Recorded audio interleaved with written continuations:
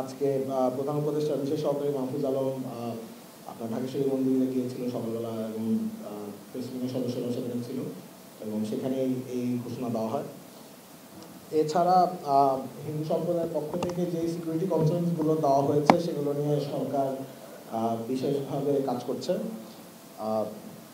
Already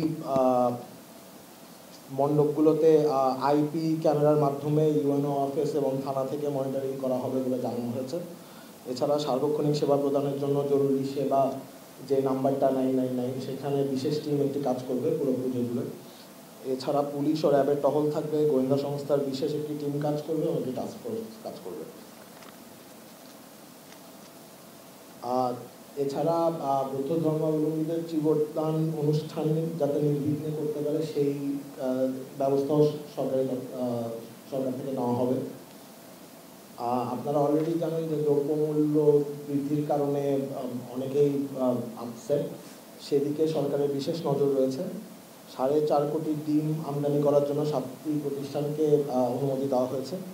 এছাড়া বাণিজ্য মন্ত্রণালয় ও জাতীয় ভোক্তা অধিদপ্তর বাজার মনিটরিং করছেন, অনিয়ম হলে জরিমানা দেওয়া হচ্ছে।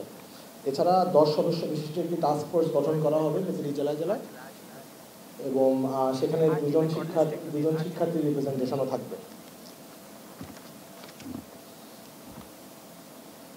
এছাড়া জুলাই শহীদ স্মৃতি ফাউন্ডেশনের দুটো আপডেট আছে, সেটাও আমি একটু ইনক্লুড করে দিই। সেটা হচ্ছে পঙ্গু হাসপাতাল এবং ঢাকা মেডিকেল থেকে লিস্ট নেওয়া হচ্ছে, 2 দিনের মধ্যেই সেটা কার্যকর করা হবে।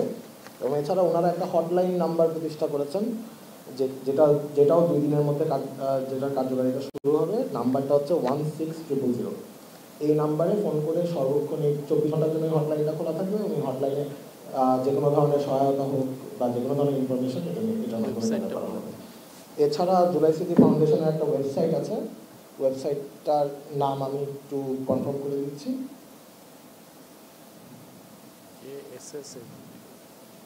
এটা হচ্ছে JSSFBD.com।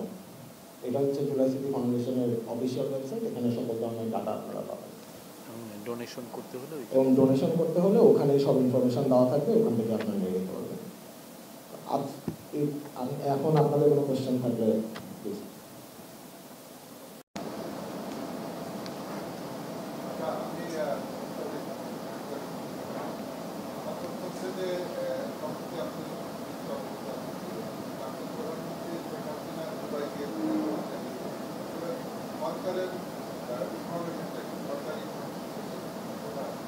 আমার মনে হয় পররাষ্ট্র মন্ত্রণালয় থেকে অলরেডি বলা হয়েছে। আমরা এখনো পর্যন্ত এরকম কিছু নিয়ে অবগত না। আমরা যখন অবগত হবো তখনই সাথে সাথে আপনাদেরকে জানানো হবে।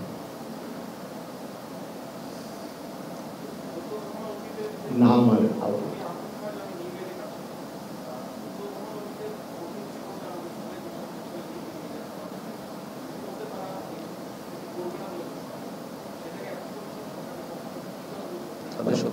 তাদের সাথে কথা হবে, ওনাদের কনসার্নগুলো শোনা হবে এবং সেই অনুযায়ী ব্যবস্থা নেওয়া হবে।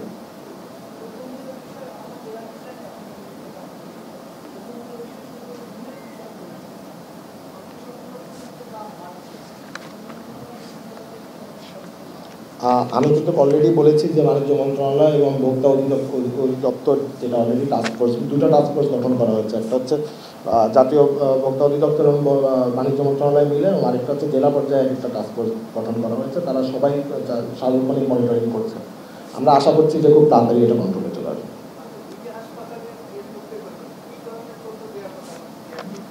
বেসিক্যালি আহত, নিহত এই ধরনের লিস্ট এবং কারা কারা চিকিৎসাধীন কী অবস্থা পুরো ডাটাটা ওরা প্রোভাইড করবে। এখনো পর্যন্ত দুটো আরও পাইপলাইনে আছে, সবাই অ্যাড করবে। হটলাইনে anything regarding July August revolution, আহতদের ইনফরমেশন, আপনি ডোনেশন কোথায় যদি দিতে চান, যাবতীয় ধরনের তথ্য, লিস্টে নাম কি আছে, সংখ্যা কতজন, সব ধরনের ডেটা আপনারা হটলাইনে দিতে পারবেন।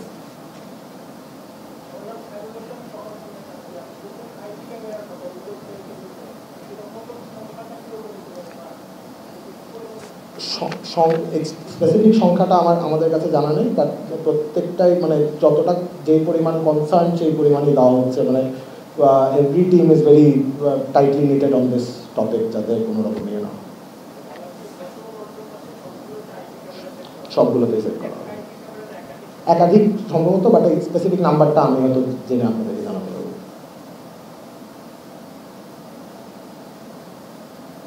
Thank you.